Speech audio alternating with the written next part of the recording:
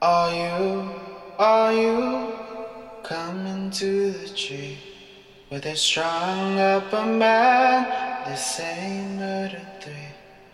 Strange things that happen here. How stranger would it be if we met at midnight in the hanging tree? Welcome to Strange Things with Chris James, broadcasting from the auxiliary radio station for Arkanasa Radio in Laredo, Texas.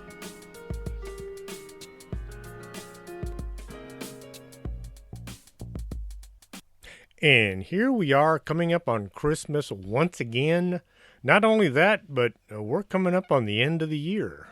A lot of people are really looking forward to seeing the last of 2020. I just hope the Mayans weren't dyslexic and it was 2021 and not 2012. But, well, hopefully, all of the excitement and danger and craziness will end someday. Oh, I'm sure it will end. It just hopefully it'll end in a nice way. Tonight, I am going to be talking about Bizarre Christmas. Seeing how this year has panned out, I thought maybe y'all could use something to liven up the last few weeks of the plague year. Hopefully it will end soon and we can get back to our lives as we are supposed to be guaranteed, as in life, liberty, and the pursuit of happiness. Not a whole lot of liberty or happiness going on right now. Government has a long, nasty history of removing happiness from people's lives. In 1643, England passed an ordinance encouraging citizens to treat Christmas as a solemn holiday rather than a celebratory feast. The following year, Christmas was banned altogether. In 1659, the Puritan government of Massachusetts Bay Colony went so far as to outlaw Christmas in order to discourage disorderly behavior that might be offensive to God. Might be? As if they know what God wants? Anyone who failed to show up for work or participated in feasting would be fined 5 shillings. Christmas remained illegal in England until 1660. The ban in Massachusetts lasted until 1681. Massachusetts didn't make Christmas an official holiday until 1856. Here recently, our local Scrooge has said there are to be no family gatherings for Christmas. We can go to a bar and be surrounded by strangers and get plastered, but we can't get together at the homes of our families to celebrate the birth of Jesus. There seems to be something wrong with that mandate. Something about a $2,000 fine to anyone caught having a family gathering. I told my family we should get together in a bar. We could pretend like we don't know each other, and then there wouldn't be any problem, I guess. I need to swing by the local hardware store and pick up a huge bag of coal. In sharp contrast to New England law against recognizing Christmas, Arkansas passed a law in 1838 making it debt that would otherwise be payable on Christmas, payable 1 day earlier, or in other words, on Christmas Eve. If a debt you owed was to come due on Christmas, you'd have 1 day less to pay it. Likewise, if a debt you owed was payable on Christmas, your debtor would be required to pay it 1 day earlier. It sounded a bit of a bad idea, but it was far better than not having Christmas at all. Louisiana adopted a law in 1837 that made Christmas a grace period with regard to bill paying. If a debtor had a debt come due on Christmas Day, they would have until December 26th, also known as Boxing Day, to pay it. Accordingly, debtors would have 1 more day with their money, interest-free, while creditors would lose a day of interest. 1 day of interest back then was a mere pittance. The only folks making a lot of money by lending it didn't need any more cash. Like a lot of government solutions, the big bankers were the ones coming out on top. There are a few good laws regarding Christmas. Aguinaldo refers to an annual Christmas bonus that businesses in Mexico are required by law to pay to their employees. Mexican labor law stipulates that all employed people must receive an aguinaldo equivalent to at least 15 days of wages, and it must be paid before December 20th. This is in addition to any regular pay or other benefits that the employer offers. In particular, many of the big companies in Mexico will pay 30 days, equivalently paying employees 13 months of salary per year. Some employers split this into two payments, one half paid on Christmas and the other half paid in the summer. Of course, there are more bad laws out there than good ones. In New York City, there's a law prohibiting the display of natural Christmas trees in retail stores. In Philadelphia, there's a law prohibiting natural Christmas trees in high-rise buildings and any other dwellings that are designed to house more than two families. In both cases, the reason given is fire hazard. In 2016, in Knightstown, Indiana, it became illegal to have a cross on top of a Christmas tree in a public display.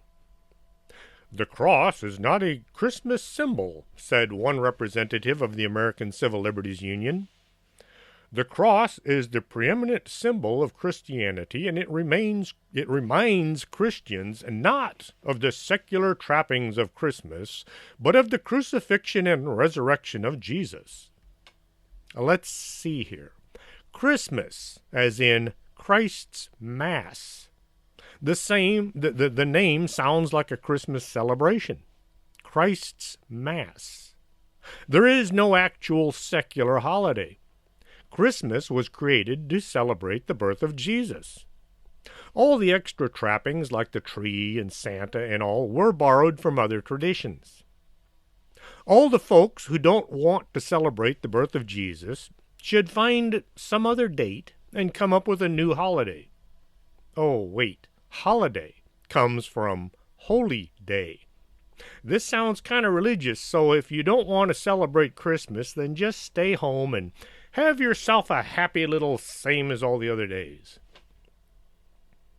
In Michigan, if you like having a freshly cut Christmas tree, be prepared to present the receipt.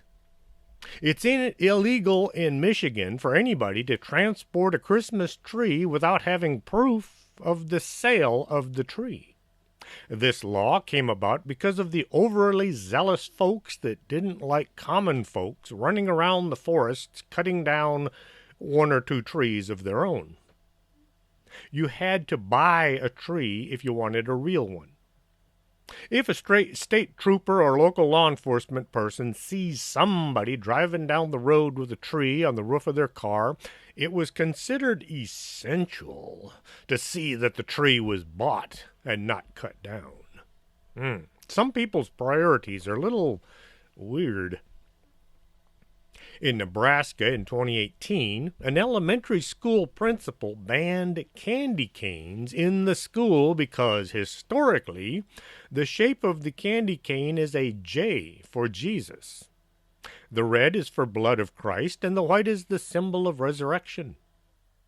Also banned was anything suggestive of the religious holiday of Christmas, including but not limited to reindeer, elf on the shelf, and anything red and green. What is really annoying is all of these laws are only aimed at Christian celebrations. If some other religion is being assaulted, every politician and lawyer in the country will come running to the rescue. But if it's a Christian celebration, well, it's considered racist or something, I guess. In Arkansas, the sale of alcoholic beverages is prohibited on Christmas Day. Period. End of story.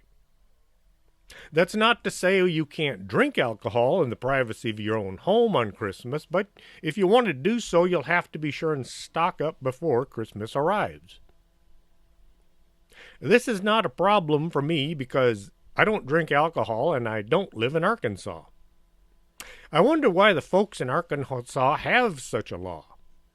It did get me to wondering about the weird law, so I did some digging and I found out a Texas law bans the sale of serving of hard liquor on Sunday and Christmas. And should Christmas fall on a Sunday, the law requires liquor stores to be closed the following Monday as well.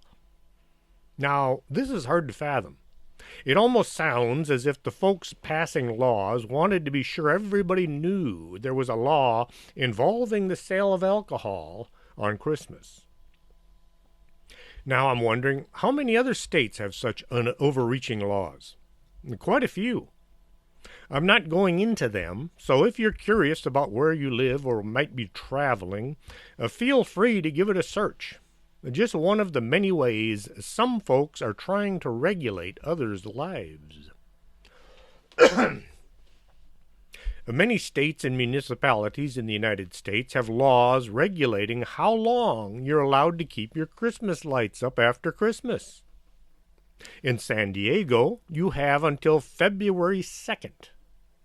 You can face a fine of $250. In Maine, fines may be levied any time after January 15th. I told my wife I was going to leave the Halloween decorations up all year. There are no laws covering this. Then I got to wondering. There are Halloween lights you can put up with no law saying when you have to take them down. If you want to try, just tell your neighbors those lights are Thanksgiving lights. Or how about you're decorating to celebrate the entire year?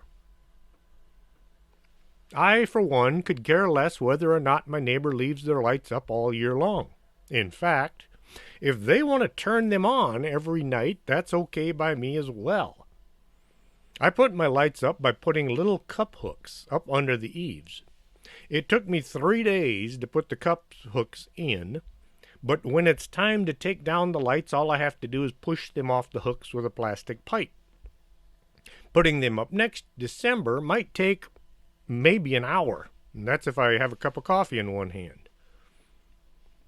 Your Christmas lights might be guilty of trespass under light trespass laws, which prohibit things as misdirected or excessive artificial light caused by inappropriate or misaligned lights that produce unnecessary glowing.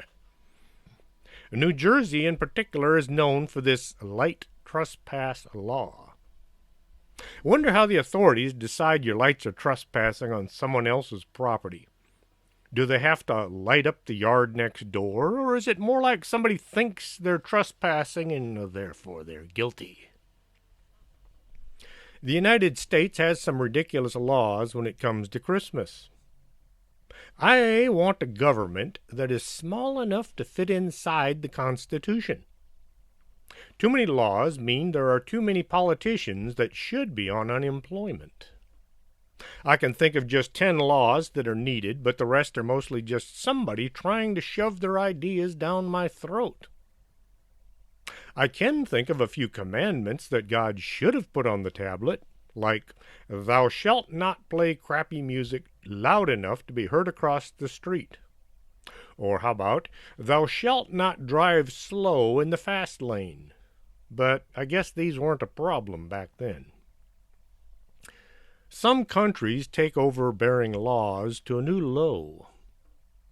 In North Korea, Christianity is illegal.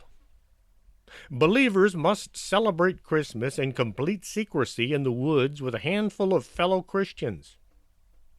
They can celebrate in their homes with candles, but in a whisper. Some have tried to celebrate in prison and labor camps if they get caught. Incredibly, many North Korean Christians risk everything to gather on Christmas Day and remember the hope the first nativity brought to the world. And here I am complaining about our mayor saying we can't gather at our families' homes Christmas Eve. In Saudi Arabia, churches, crosses, and Christian meetings of any kind are illegal throughout the country. There are no churches, and even the wearing of any kind of a religious symbol is forbidden. A Christmas tree or lights outside are unthinkable. For Christian households, Christmas must be celebrated in secret. Any Christian converts in a Muslim family is illegal and punishable by death or imprisonment. Christmas is celebrated in the minds only. In Somalia, Christmas was banned in 2015, 6 years after the country adopted Sharia law. Every year there is an announcement reminding citizens that the celebration of Christmas is illegal. The government warns Somalians against the celebration of Christmas, saying it is only for Christians and there are no Christians in Somalia. Sheikh Mohammed Kairau, director of Somali's Ministry of Religion, said the Christmas holiday and its drum beating have nothing to do with Islam. He added that the ministry had sent letters to the police, national security, intelligence, and officials in the capital city of Mogadishu, instructing them to prevent Christmas celebrations.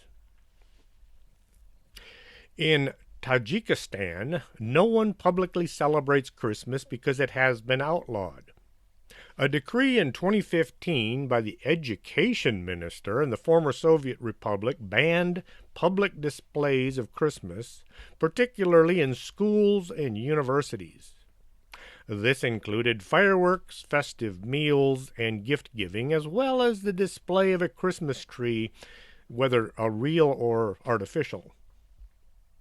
Since 2013, Tajikistan has progressively pared down Christmas celebrations leading up to this latest law. They also banned the Russian version of Santa Claus, who is known as Father Christmas. In Brunei, an oil-rich country in the island of Borneo in Southeast Asia, anyone caught illegally celebrating Christmas could face up to 5 years in prison and a $20,000 fine. Owning a Bible in this Muslim-majority country will get you 9 years in prison. Even something as simple as wearing a Santa hat can get you arrested. In 2015, Brunei Ministry of Religious Affairs released a statement saying, "These enforcement measures are intended to control the act of celebrating Christmas excessively and openly, which could damage the belief of the Muslim community." I find it interesting that when some people are in the minority, they yell and scream about religious freedom. But when they're in the majority, there is no such thing. There has to be some laws that we live by. For example, if there was no law against killing each other, the planet would be just about empty. But passing laws about how long you can leave your lights up, well, that's just plain nasty. That is overreaching. In our house, we have some Christmas traditions. Here in our home, we pick out an ornament that represents some major event from each year. We have a little flying saucer signed by Travis Walton from the first time we met him. It was November 5th, 2011. As Travis was signing the ornament, he stopped and he thought about something really hard. And then he said, it was exactly 37 years, almost to the hour, from when he had his close encounter of the really weird kind. He had been abducted on November 5th, 1975. This is the first ornament that I put up in the tree every year. This year, we didn't do much. There were no major events we considered to be fond memories. I dug an empty toilet paper roll out of the recycling bin, and I wrote 2020, what 2012 was supposed to have been, and then I put a hook on one end and hung it on the tree. Well, that about sums up the entire year. In some countries, they have some interesting traditions. Nothing says Christmas like getting naked with your family. In Estonia, it's traditional for the whole family to have a sauna together on Christmas Eve before church.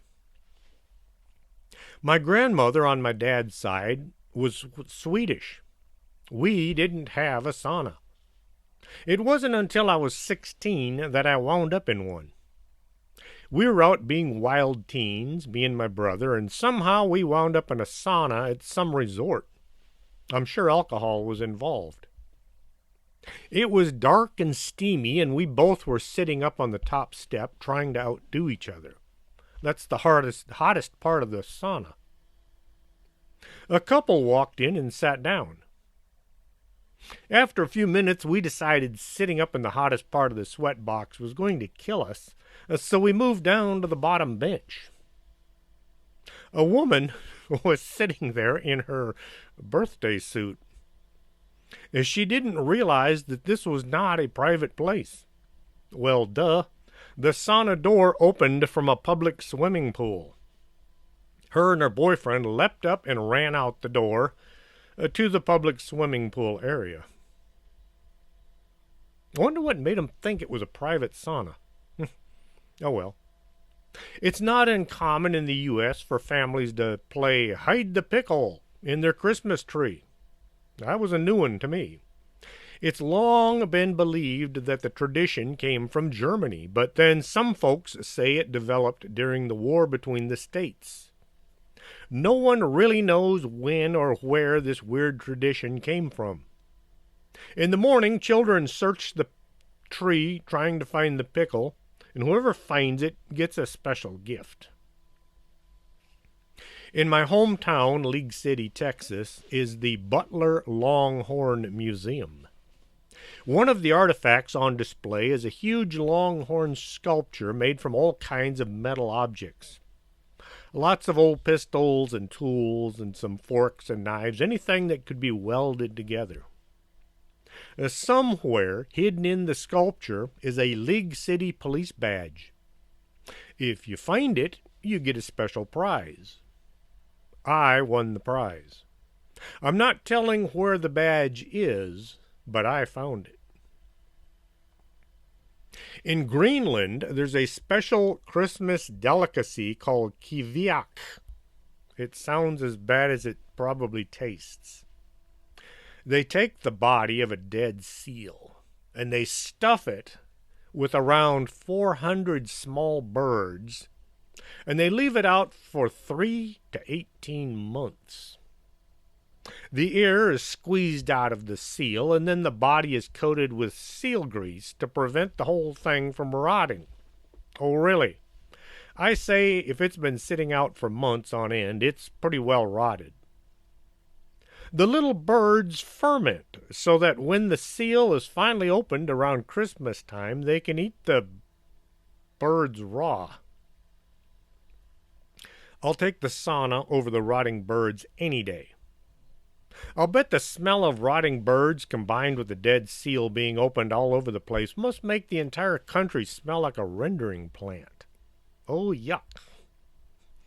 In the Czech Republic, if you want to know if you're going to get married next year, a woman is supposed to throw her shoe over her shoulder on Christmas Day. If the shoe lands with the toe pointed towards a door, it means she's going to get married within the next year. If the shoe lands pointing away from the door, well, she's going to have to wait one more year and try again next Christmas. Christmas has always been a religious holiday, especially in Guatemala. Every December 7th, Guatemalans take part in La Quema del Diablo, or Burning the Devil. Families gather outside their houses and light flaming effigies of the devil as a way to cleanse their homes of evil. I wonder, would you be wrong if you put a hot dog on the end of a stick and cooked it over the burning devil? Would that just not be done? Which reminds me of way back when I was a firefighter. I told everybody at the station one time I was going to mount a spike on the top of my helmet, kind of like a German World War I helmet. And then as I was going into a burning building, I was going to stick a hot dog on the end of this spike and cook it while I was inside fighting the fire. Now, I know this would have been a bad idea because there's all kinds of poisonous gases inside a burning house, but still I think it would have been funny to come walking out the door with a cooked hot dog stuck on the top of your helmet. Maybe not. Anyway, used to do a lot of crazy... Wait a second, what do I mean used to? I have done, and I still do, some things that most people consider questionable. South African families leave out cookies for Santa Claus just like everywhere in the world. But apparently the kids kept eating the cookies, so now the parents tell their children the story of Danny, a boy who tried to steal Santa's cookies to eat them. He was caught by his grandmother, so she killed him. And now Danny's ghost haunts the homes of naughty children on Christmas time. They've got some really strict ideas in other countries. Zwert Piet, or Black Pete, is a character in Dutch folklore who is said to be Santa's Sinterklaas, or sidekick. He's the trickster who plays pranks and tosses candy in the air for young children. Zwert Piet was supposed to have been a Moor, or a dark-skinned person from Spain, and still is today, so the character is portrayed all across the Netherlands as being a black man. Well, I'm going to take a brief pause here, play a couple commercials, so my friends and relatives can maybe hopefully get a little business from y'all. Don't go away, I'll be right back after this.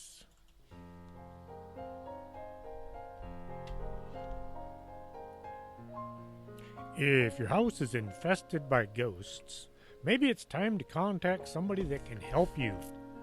Call the Laredo Paranormal Research Society and they'll come by and see if they can't do something about your uninvited guests.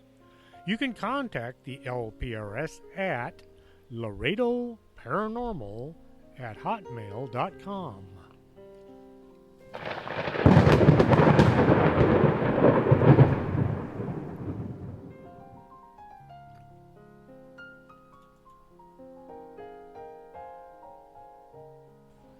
I had no idea what I was missing until I had my eyes checked at the Optica del Norte, 107 Calle del Norte. Now I can see all kinds of things I'd been missing my entire life. You should get your eyes checked too.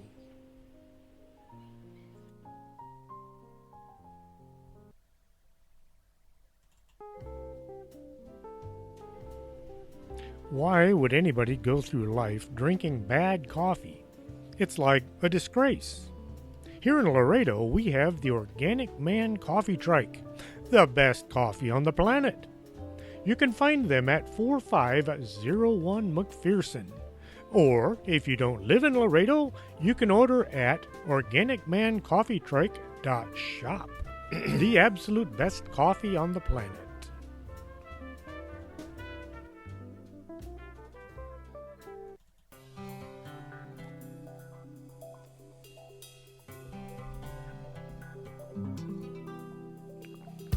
It's time to take better care of your skin. After all, it is the biggest organ in your body. Contact Lourdes James at 956-723-3019. Talk to her about a free skincare consultation.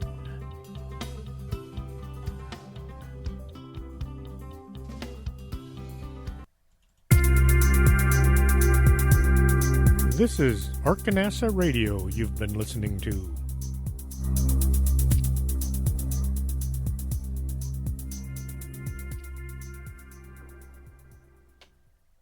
I've had a few people ask me about the music that we play on the podcasts. I've had a few that like it, and of course I've had a few that didn't like it. And I thought I would just take a moment to explain something about the music. It's not that we like this not exactly wild and interesting music, it's that we're kind of restricted on what kind of music we can play. When I first started doing the podcast, I asked a friend of mine, Lyle Blackburn, who is with a group called Ghoultown, if I could use one of his songs for my intro music. He'd said yes, but then things got to happening around us, and I never got back to him to get the copyright for the song so I could play it on the radio, or on the podcast. The folks at Expanded Perspectives had a deal with a group that they would play their music as intro and at the end of the show, and it was just an unwritten agreement amongst them and the music people. Well then, anytime you would send your show off to YouTube, they would send you a nastygram saying, hey, wait a minute, you can't play that music because you don't have the copyright. And if you told YouTube, well, yes, I do have the copyright, they would say, prove it. And it turned into a long, drawn-out battle with paperwork, and so finally most podcasters have decided we'll just use what's called public domain music and avoid all the hassle of having to explain to YouTube that, yes, you do have permission to use it. That's just the thing. Now, Micah Hanks had a particularly interesting problem with his music. He wrote and recorded his own music. And then here comes YouTube saying, you don't have the rights to that music. And Micah Hanks said, I wrote the music and I recorded it. And YouTube said, prove to us that you have the copyright to that music. It just turned into one of these things where you're just running around in a big circle and nothing is happening. So if you wonder why most podcasters today are playing the same kind of music, it's because of people like YouTube where they won't let you play anything else. I don't know why, but that's just the way it is. They're worried about copyright regulations. Anyway, so that's why the music that I play sounds like something you would hear in an elevator or a dentist's office. I have a certain advantage over a lot of folks here in Laredo. I have blue eyes. This is only an advantage during Christmas time. Kids will look at anyone with brown eyes and say, he's not the real Santa. For some odd reason, kids think Santa has blue eyes. I guess it's because he's from the north. Well, many years ago, a friend of mine named Dave, in fact, he was the best man at our wedding, asked me to dress like Santa for his kids. He had the suit, he just needed a body to put in it. I said okay, and I made the mistake of telling my wife. As she said I should dress the part for our nephews and niece as well. Well, this is the first time, and I was praying the last time I would pretend to be the big man.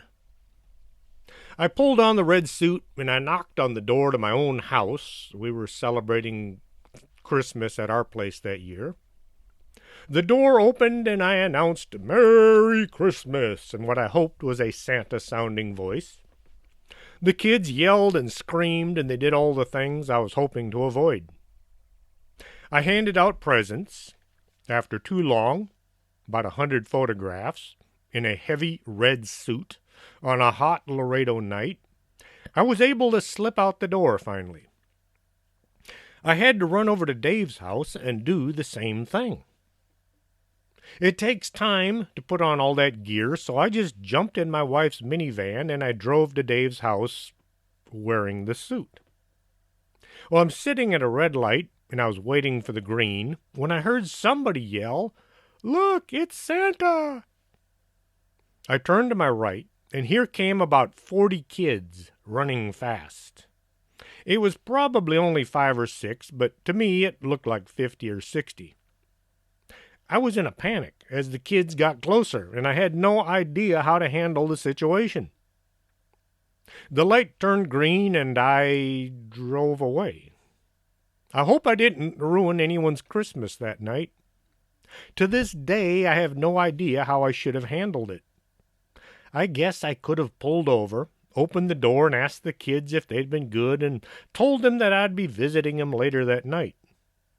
At the time, I was new to the whole ho-ho-ho thing. But there's more. My wife said I should buy a red suit and do the whole Santa thing every year. Until the end of time, I guess. As time marched on, the presents being handed out to me by the parents began to get larger and heavier.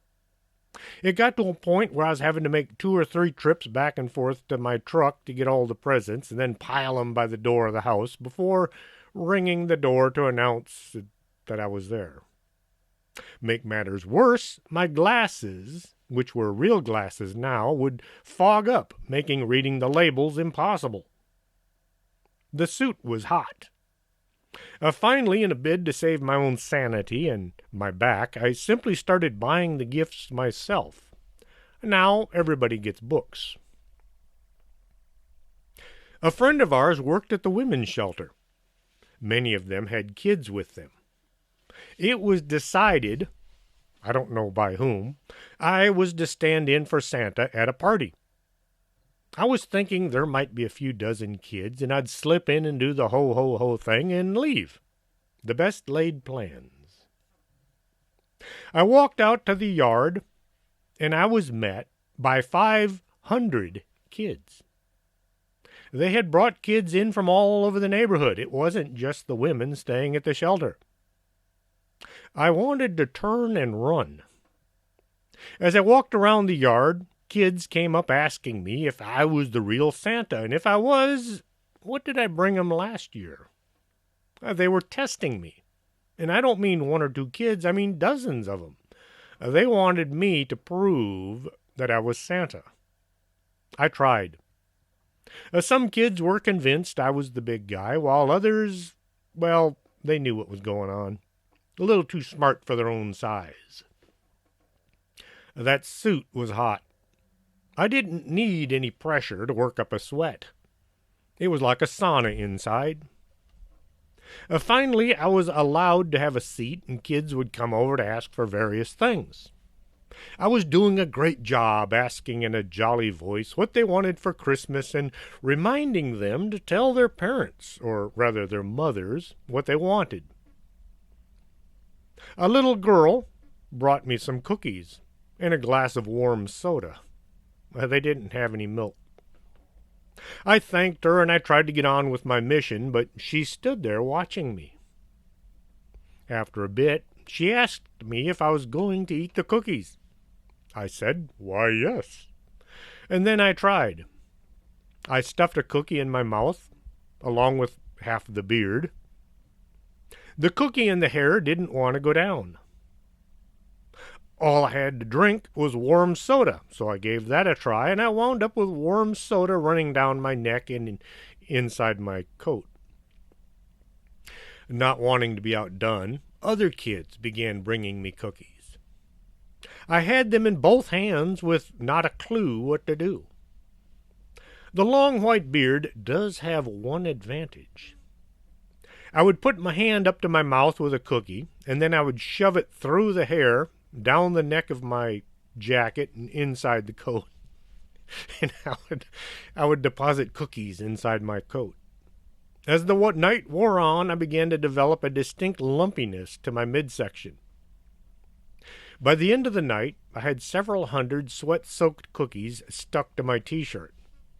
Some of them even filtered down into the pants.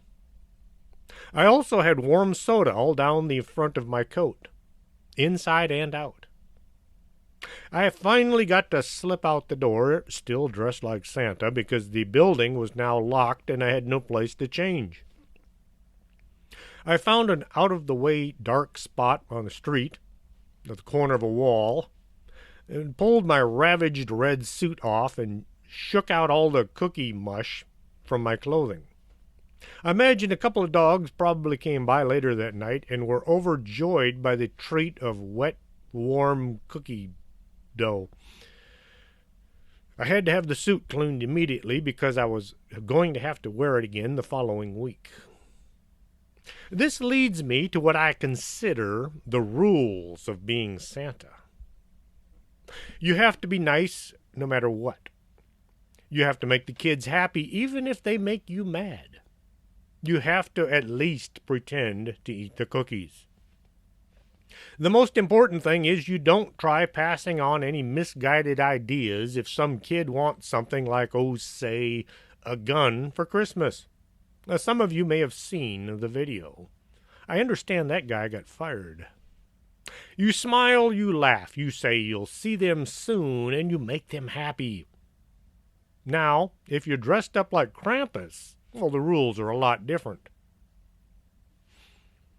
A story told to German children to make them behave was about Belsnickel, who was a masked gift giver who is said to be the first Christmas tradition that distinguished between good and bad kids. Like Santa, Belsnickel would show up the night before Christmas. He would give gifts to the good kids, but the naughty kids he would drag out of their beds. These kids had to dance and sing in order to redeem themselves. If they didn't impress Belsnickel, they would vanish, never to be seen again. The Germans just can't seem to get enough of creepy characters. Nekt Ruprecht is a sort of a counterpart to Santa.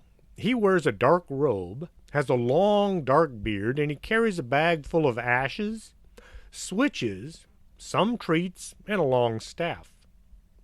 Some people still dress up like Nekt Ruprecht, giving the treats to the nice kids while giving the naughty ones a good pounding and a handful of ashes. They get ashes instead of coal.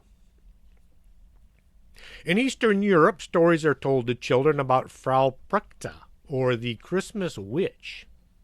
She has two faces. She has a nice face that she shows to the nice children, and a scary face that she shows to the bad ones. She comes into homes on the 12th night of Christmas and leaves a piece of silver in the shoes of the nice children. For the bad children, she slits open their bellies, takes out all of their organs, and replaces them with pebbles and straw. Another Germanic Christmas custom that's taken hold worldwide is the idea of Christmas elves. These joyful spirits are said to work for Santa, building toys for the children of the world. But, like so many other Germanic traditions, elves were originally mischievous tricksters that were as likely to cause havoc as they were to leave toys. In some cases, the elves would kidnap kids, set fires to the house, and steal your livestock. Probably the newest tradition on this list is Elf on a Shelf, as based on a children's book published in 2005. The small elf doll appears in different places in the house, spying on events, making sure children are good, and giving a report to Santa. The elves never move if children are watching, and if they are touched, the magic will disappear. This is just one step away from dolls, and I hate dolls, especially those that move about on their own. At one time in Europe, it was believed that if you were born on Christmas Day, you were much more likely to become a werewolf. This may have dated back to the pagan times, when it was believed that monsters came out more often around the winter solstice. The Kalikanzori, or small goblins who live underground all year but come out during the 12 days of Christmas to intimidate people, spoil food, and pee in flower beds. Greek families will use black-handled knives and the lower jaw of a pig, or tangled string hung over the doorway, to ward off these little monsters. Kind of like the werewolf superstition, children born on Christmas Day are thought to be at a higher risk of turning into the Kalikanzori themselves. Why did the Greeks have to have such a complex way of saying things? Marshall Ratliff was an ex-con who lived in Cisco before being tracked down and imprisoned for a bank robbery in Valera, Texas, by the Cisco Chief of Police, G.E. Bedford. Ratliff was given a long prison sentence, but he was released on parole. Like a lot of cons, he claimed to have decided to go straight just long enough to get out of the big house. Once on the outside, he planned on robbing the Cisco Bank with his brother Lee. The plan fell through when Lee got himself arrested again. Ratliff convinced Helms and Hill, whom he had met in Huntsville prison that is, and the four men of the fourth man, who they said was good with safes. They planned the crime to take place in Wichita Falls, but plan number 2 was canned when the safecracker came down with the flu. The trio managed to get a hold of a man named Davis, who was a relative of Helms, and they promised him a huge pile of cash if he would help them rob the bank. During this time period in Texas, 3 or 4 banks were being robbed every day.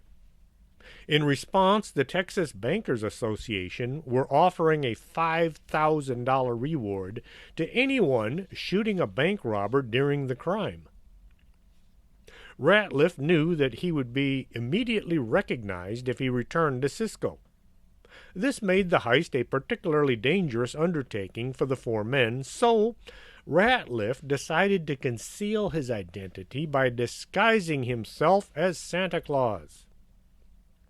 Such a disguise would be also allay any suspicion by people in the bank. Stealing a car in Wichita Falls, they headed for Cisco and they arrived the morning of December 23rd. Ratliff, dressed up as Santa Claus, began walking down the street heading for the bank. The Santa was smiling as he came along Main Street, stopping to chat with eager children. The main street of Cisco was crowded with people going about their daily activity. Nobody thought it odd when Santa came walking down the street around noon, one day before Christmas Eve. Ratliff joined the other 3 in an alley that led into the back of the bank. Some of the children who had followed Santa continued following them as they entered the bank. Once inside, Ratliff received a pleasant greeting of "Hello, Santa," from the cashiers. Well, he didn't respond. He wasn't there to be ho-ho-hoing. He was there to rob the place. He walked to the desk in the middle of the lobby. This is where the customers would fill out their deposit slips or write a check. A few customers were already at the teller's window making their deposits. About this time, Ratliff's accomplices, Robert Hill, Henry Helms, and Davis, entered the bank, aiming pistols at the cashiers and yelling, "Hands up." Ratliff pushed past the cashier's desk, went into the cashier's cage, opened a drawer under the counter where he removed a pistol that had been located there in case of a bank robbery. He stuffed it inside his red Santa suit. Santa then ordered the assistant cashier to open the safe and began stuffing money and bonds into a sack that he had with him. While the others covered the customers and the employees, Ratliff grabbed money from the tellers and forced one to open the vault.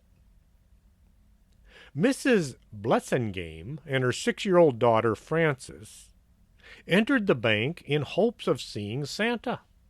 The young girl had seen him go into the bank, and she'd convinced her mother that they just simply had to go in so she could talk to Santa. As the pair entered, they saw Santa acting in an un-Santa Claus-like manner. Why is Santa waving a gun around the room? Mrs. Blessingame pushed Frances out the door, and they ran away despite being yelled at by Santa and his gang. She began screaming for help as she ran to City Hall, where the police department was located. She alerted Chief of Police Bedford and most of Cisco citizens about the robbery. Remember that $5,000 reward? Come in mighty handy for Christmas. Seizing a riot gun, Chief Bedford started for the scene of the crime, ordering 2 of his men to head for the back of the bank. The police took up positions to cover all the exits. The bank robbers were spooked by something and began shooting out through the bank windows. This was met by a fusillade of gunfire coming back at them, as many citizens who owned guns were now outside the bank. Those that didn't have guns with them rushed to the hardware store, where they managed to get pistols and rifles, and then returned to the bank. The assistant postmaster and the postmaster were outside with the citizens, also shooting at the bank.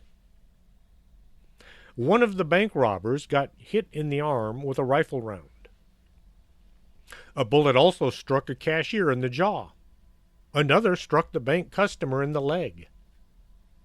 One customer made a run for it and was able to tell Bedford and Carmichael about the hostages. The robbers forced all the people in the bank out the door towards their sedan, using them like human shields. Several of the hostages were wounded, and they emerged into the alley, including Alex Spear, the bank president. Most of the customers managed to escape. However, the robbers hung on to 2 hostages, 12-year-old Laverne Comer and 10-year-old Emma Mae Robertson. They used the girls as shields. The 4 made their way down the alley to their getaway car. There had already been over 100 shots fired at the bank, and nobody knows how many had been fired out through the windows. Officer Carmichael was shot by the robbers as they made their way down the alley. Chief Bedford was shot 5 times. Both died of their injuries. 6 other civilians were wounded. Davis was severely wounded in the shootout, while Ratliff suffered from 2 wounds, one in the chin and one in the leg. Somebody has shot Santa. As the 4 robbers began their getaway, traveling south on Avenue D, which was Main Street, with their hostages, they suddenly realized they're almost out of gas. Important note: if you're going to rob a bank, fill the gas tank first. As they neared the edge of town, the pursuing mob was able to shoot out one of the tires as well. They're now speeding out of town in a car almost out of gas with a flat tire.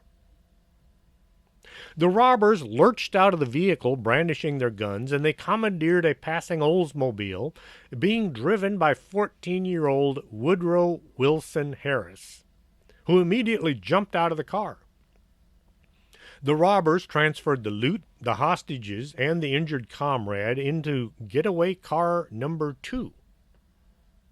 When they were ready to flee, they discovered Woodrow had taken the keys with him as he exited the vehicle. Davis had now passed out, so they left him in getaway car number 2 and returned to getaway car number 1 with its flat tire and near-empty gas tank. Robert Hill was struck by a rifle bullet during the movement back and forth between the 2 cars. The 3 remaining robbers piled into getaway car number 1 once more and drove away. They felt as if they were getting away with the robbery until they discovered that the money had been left in getaway car number 2 along with their dying comrade. The mob found Davis and the money, and they temporarily gave up the chase. The money was returned to the bank. There was $12,400 in cash and $150,000 in securities. Estimates were made that there were at least 200 bullet holes in the bank. Davis, who up until that day had never committed any crime, died in the hospital in Fort Worth. I wonder why nobody was saying, "We've got 2 kidnapped girls we need to go rescue," but, well, I guess they were just happy to get the money back, and they weren't their kids anyway. The 3 remaining bank robbers had driven out of town and headed towards a thick growth of trees. When the car would go no further, it was abandoned, along with the 2 little girls. The robbers continued on foot. Sheriff John Hart had been notified of the robbery, and he took as many deputies as he could to the location of the abandoned vehicle. From there, the search began. There were men on horseback combing the woods, and men on foot looking under every rock. They even had reporters out there looking for the 3 escapees. One search party discovered an overcoat and blood-stained gloves.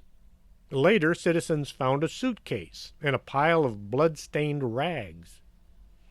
Inside the suitcase was cotton, gauze, that showed that the bandits had entered their enterprise with the knowledge that there was going to be bloodshed. This is odd considering they seemed to forget just about anything of any use other than the first aid kit. Despite the search efforts, the bandits were able to evade search parties and steal another car the next morning. This would be getaway car number 3. The pursuit continued through Saturday and Sunday night.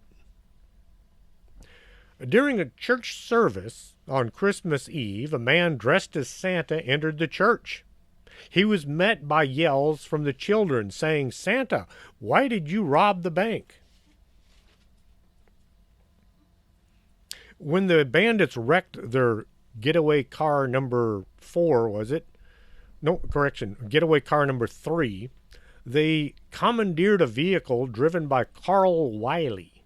This would be getaway car number 4. They were forcing Carl to drive them, acting as both driver and hostage.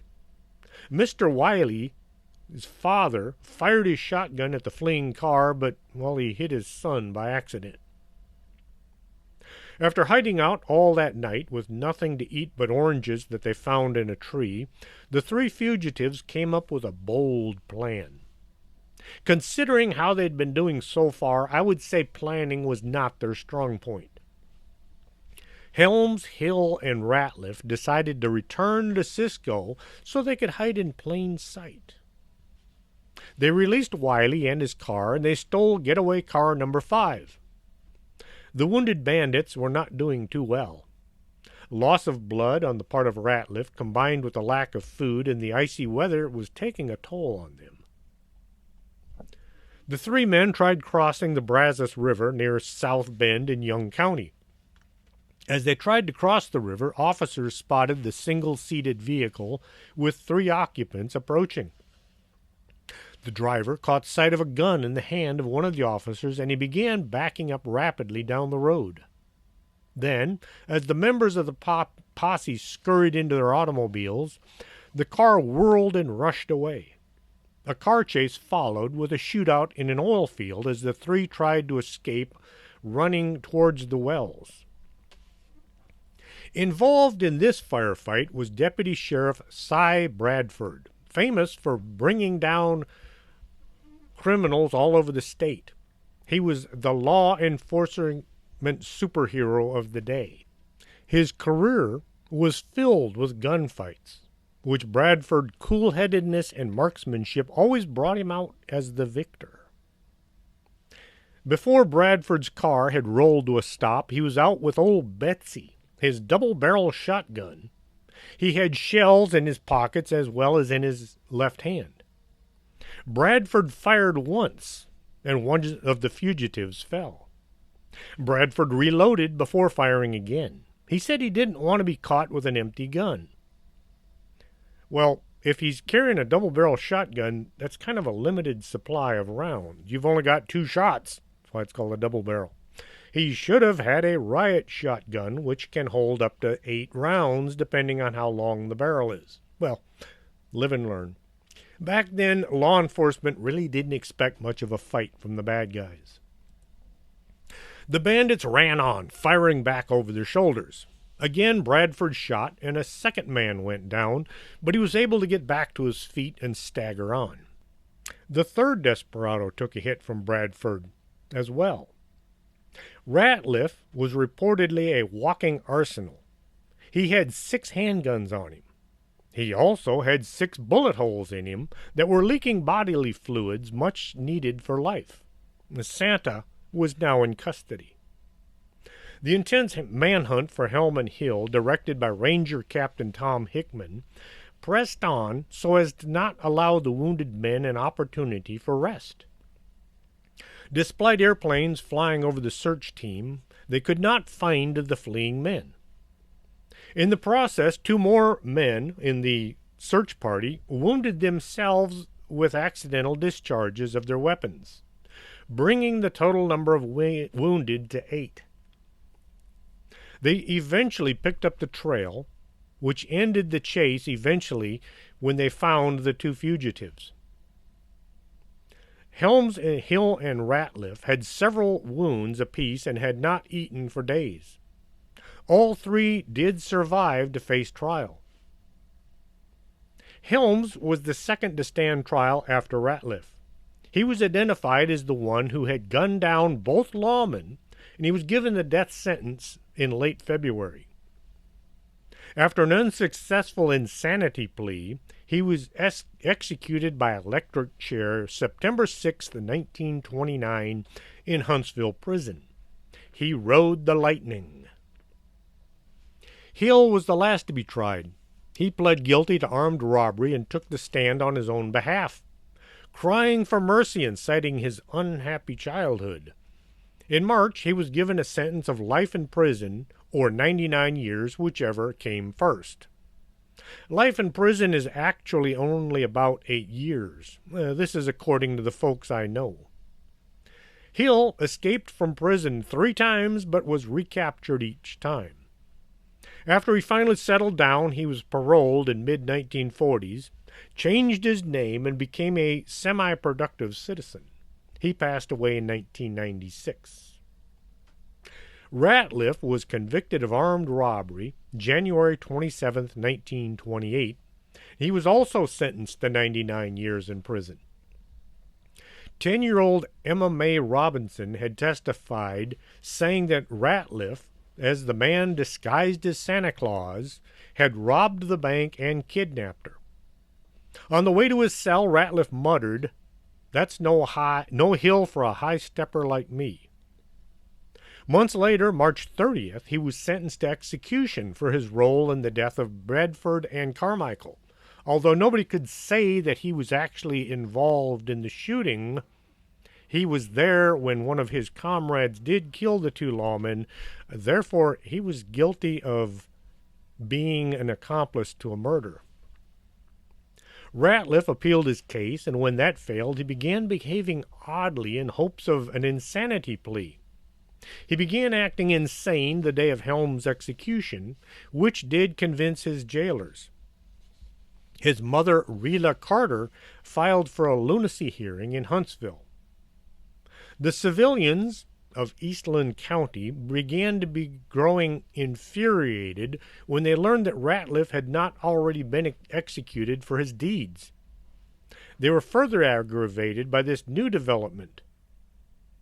Judge Davenport ordered Ratliff be extradited to Eastland County Jail, writing a bench warrant for armed robbery of Harris's automobile.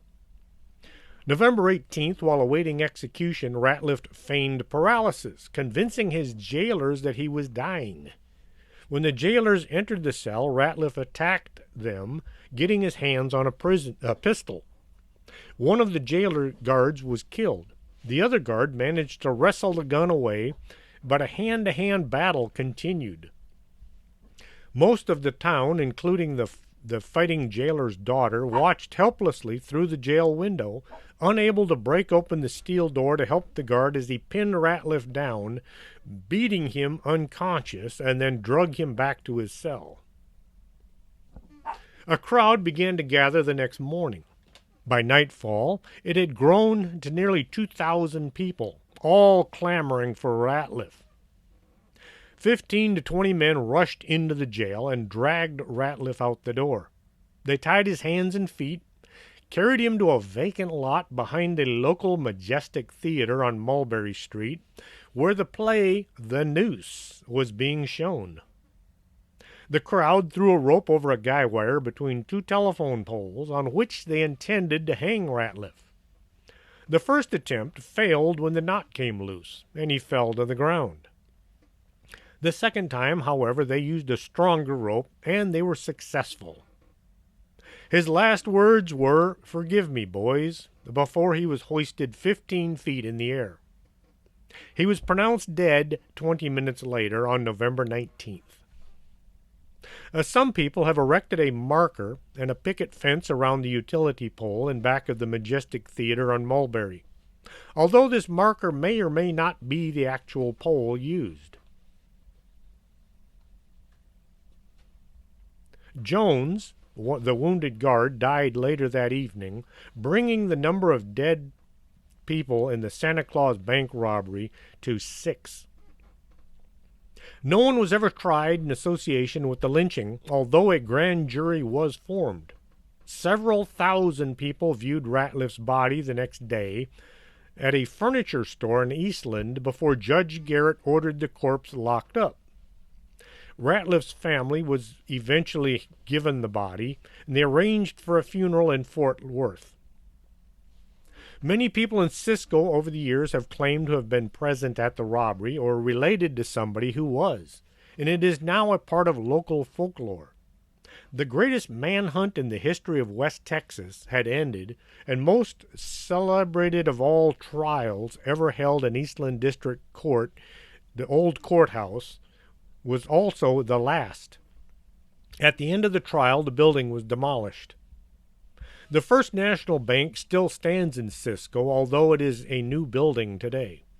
It features a painting of the robbery as well as a collection of newspaper clippings and pictures of those involved. Now, some may think it was wrong for the citizens to take justice into their own hands. Back then, there was no such thing as FDIC.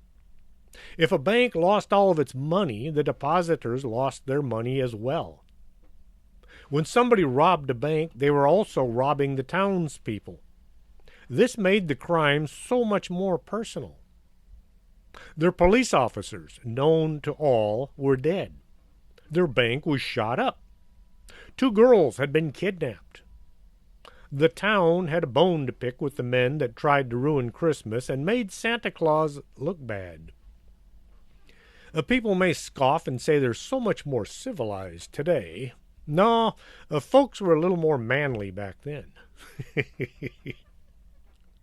If you have a story to tell and would like to see it in print, contact me at strangethings@arcanasa.com. That's ARCANASA.com. Till next Saturday, this is Chris James for Strange Things.